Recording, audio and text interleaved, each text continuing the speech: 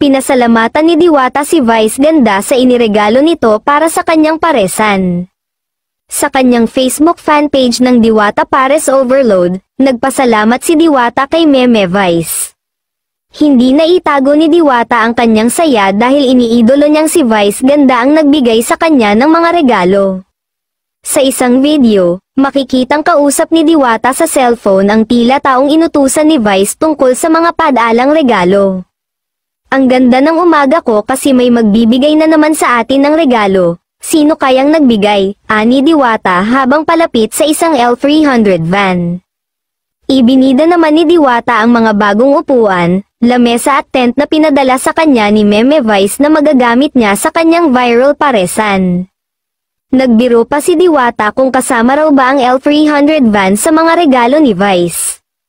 Ipinaabot naman ni Diwata ang pasasalamat sa napakagandang blessings na natanggap mula sa TV host at comedian.